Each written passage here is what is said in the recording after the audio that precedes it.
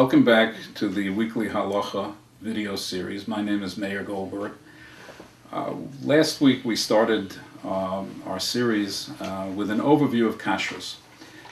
Today I urge everyone to please grab your shopping carts, and we're going to continue down the supermarket aisle.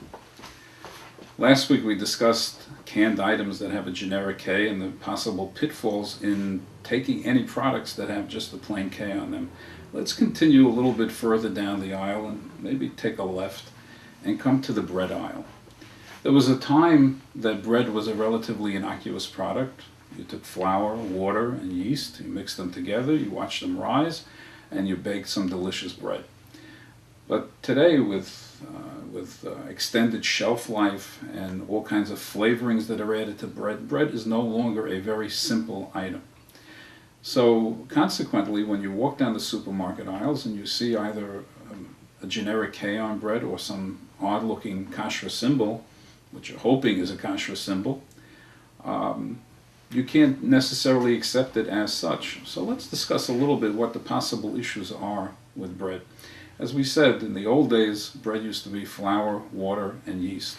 Today, you have stabilizers, emulsifiers, preservatives, and one very important issue that we have with bread is the halachic prohibition against making any milchik bread, any dairy bread. Many of the breads that are put out on the supermarket shelves today are either made on dairy equipment or have milk or cheese in the ingredients. So again, this is a halachic issue because the halacha clearly states that we are not allowed to have bread that we usually make in one form to be milchik, dairy.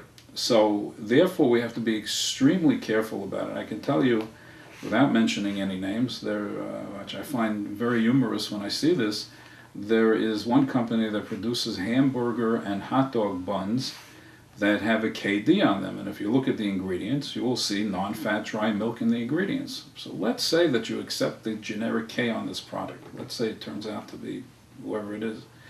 How incongruous it might be to have a frankfurter or a hamburger on a bun that actually has non-fat milk in the ingredients. So we see very clearly that bread is not the simple item that it once was. Let's continue down that supermarket aisle, and we come to the frozen vegetables. Big deep freezer with all those frozen vegetables in there. Now, let's take the most problematic or the cluster vegetables such as broccoli and cauliflower. Now these we will put on the side for the moment because when we get to our segment on vegetable checking, we'll discuss in detail what the issues are that are indigenous to those items. But let's say we pick out frozen peas and carrots, in those things that come in those nice colorful bags. You see them all over the place. Some of them have hashkafas, some of them have reliable hashkafas, some of them have no hashkafas, some of them have that famous now generic K. So the question is, how do I know which ones to use, and what are the possible issues with something like a bag of frozen peas? Well, some of the companies that make these products also make these products with sauces. Some of them may be processing cheese on the same equipment. Some of them may be processing meat on the same equipment.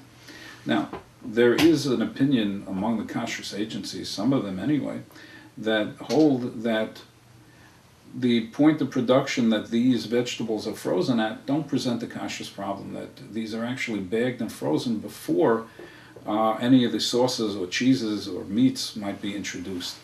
So many Kashrus agencies don't require reliable hechsher on these types of products. Again, we're not talking about the cluster vegetables such as broccoli and cauliflower or Brussels sprouts for that matter.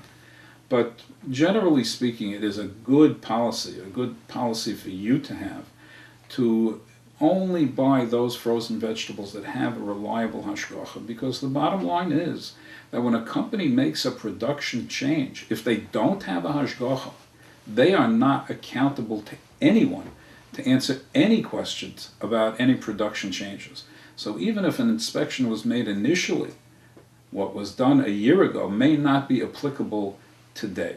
So again, in this very, very innocuous looking products such as frozen vegetables, you could face a myriad of kashrus issues and questions. We welcome you back next week for our next segment. Thank you and have a wonderful week.